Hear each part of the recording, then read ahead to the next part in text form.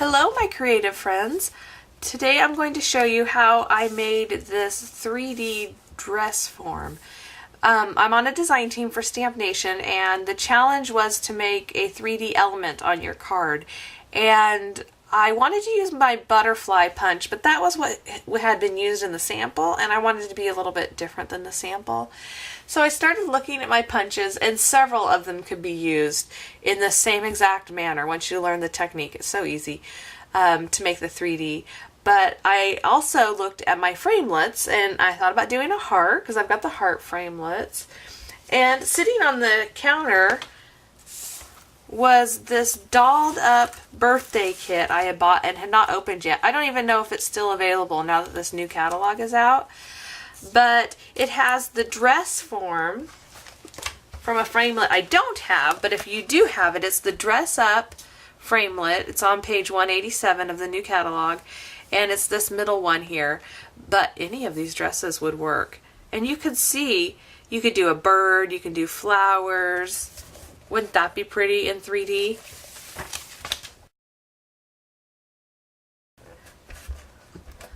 Here's what I did to make it easier on me. If you have just a square, it's easy to fold it in half and fold it in half. And even the butterfly, you just fold the wings together. But on this one, I wasn't quite sure I could get it lined up evenly. So what I did was I pulled out my scoreboard. Is that what this is called? A scoring board. And I just tried to center the top of the dress form as well as I could, and then the bottom one into this groove. And then holding it still is probably the most difficult part. You just run your scoring tool all the way down, and it scores it in half. I don't know, this probably won't show up. Let's see if I... that. There you can see. And it just gives it a little score line. You can also do it with just your bone folder. If you have one of these mats, this would probably be easier, and just kind of eyeball it with your bone folder or a tool if you don't have a scoring plate. You're going to do that for 3 of your dress forms, and then you're just going to fold it in half. And when you fold it, you can again line up, because you want these to be as close to matching up as you can get it.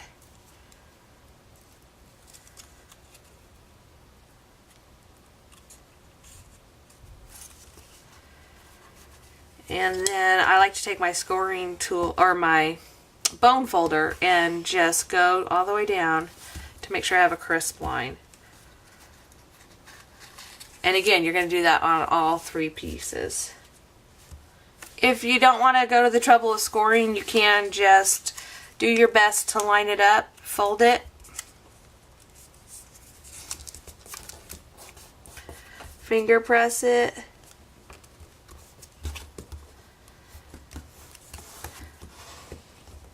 and then use your bone folder.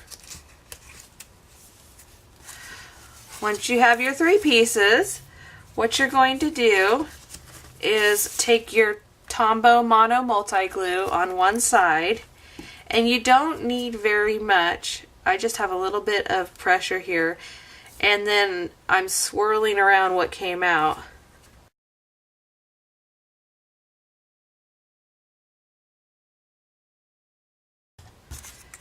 And I'm going to line up the next piece and glue these 2 forms together. And I like to look on both sides just to make sure I'm not seeing the white behind the printed. And go all the way down. Once I have it where I like it, I squeeze it together. And then you'll go ahead and glue on your next piece. One additional thing I did was I took some early espresso or soft suede ink, one of your brown inks, and a sponge, and just lightly sponged all of the edges. And that way, just in case some is sticking out, it doesn't show. It also helps create a little bit of contrast between your dress form and the background paper. To adhere it on my card, I use dimensionals, And some of the pieces are big enough to use the regular hexagons.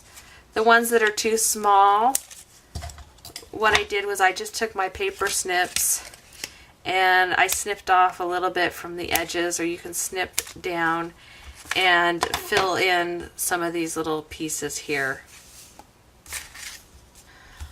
My last tip is for the background piece you see here. This is the Venetian Romance Designer Series paper, DSP, as I often call it.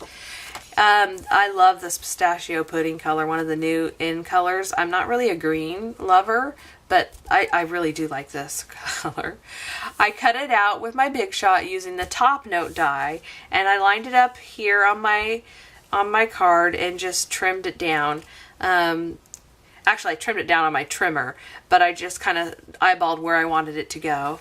And then I took that piece that I cut off and I put it on the bottom of the inside of the card and just trimmed this off.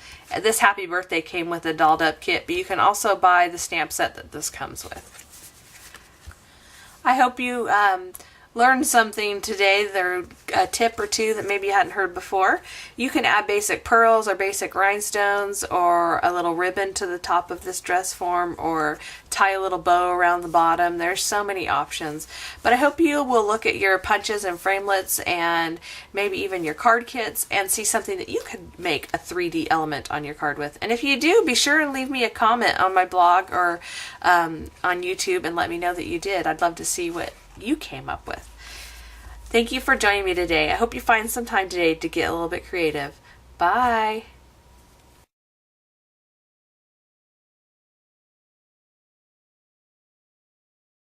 And it also helps create a little more contrast behind